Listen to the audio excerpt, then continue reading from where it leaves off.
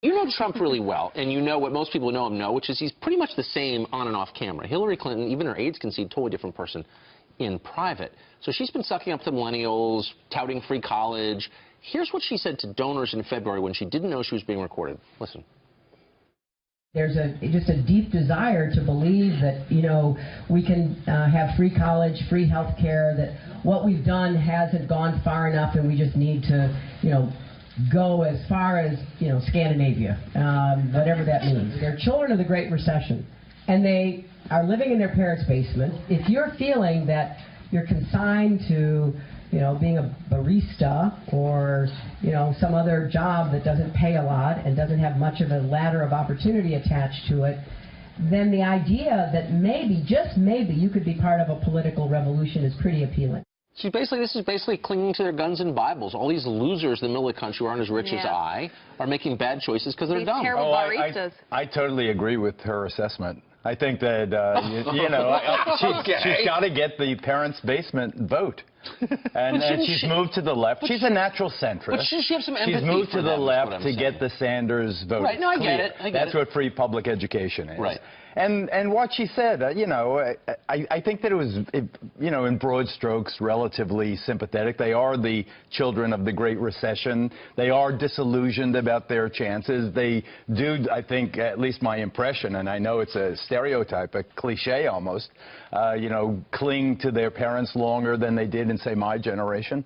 And, you know, they caught her at a moment of rare honesty because she was not, you know, projecting the disciplined message that she always gives. But what was caught there, a lot like Mitt Romney's 47%, was true. You would think, though, that she would have learned 4 years later that anything can be recorded at any time. And also, Geraldo, what's wrong with baristas? Because I'm a millennial. I've got a lot of friends who do that for a living, who've wanted to do that for a living. Barista? A barista. I mean, that's a real hit on them. That's not really fair. Well, I could never sort out double latte, skim milk stuff. It's a tough job. I just think that what you saw there was a candidate who recognizes, at least among the in crowd, that she's in the middle. She must motivate the left to get going. She's never going to get the right. Trump's got that all sewed up, except that maybe he doesn't in terms of the establishment. We can talk about that if you'd like. But I think that Clinton is revealed there to be the pragmatic idealist. She's going for that vote. She's got to say what she's got to say.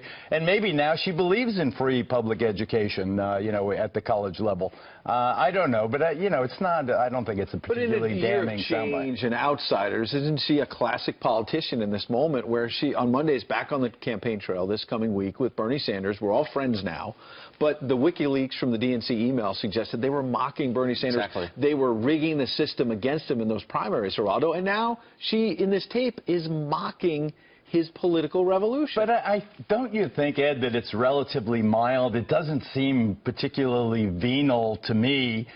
She is obviously not in touch with that huge voting bloc that she has to motivate. The kids are motivated, but now they have no direction. They don't know where they're going to go, if at all. They can't go for Gary Johnson, who doesn't even know the capital of New York State, or, you know, who Angela Merkel is. I mean, so what are they going to do? Can I ask you a rare policy question? So Hillary Clinton's whole pitch is, I'm the adult in the room. I know what I'm doing. I know the details. So her idea here is that going to community college will close the income gap among Americans. We have a higher percentage of people going to college than ever before, and the income gap is spreading. There's no evidence that that's true, and nobody calls her on it. No evidence that what's true? Going to community college helps you succeed in life? Going to college is the answer to growing income inequality, which really is a problem. Conservatives deny it, but it's a real problem. She says this is going to solve it, but there's literally no evidence that that's true. Well, I've been around a long time. My vibe is if you're cool, you stay in school, and I think that a community college degree is a real giant step. I mean, is there evidence of that? I'll tell you this. I'll give you an anecdote. I adopted an entire 8th grade class in Spanish Harlem some years ago, and I promised them if they stayed in high school, I would put them through college.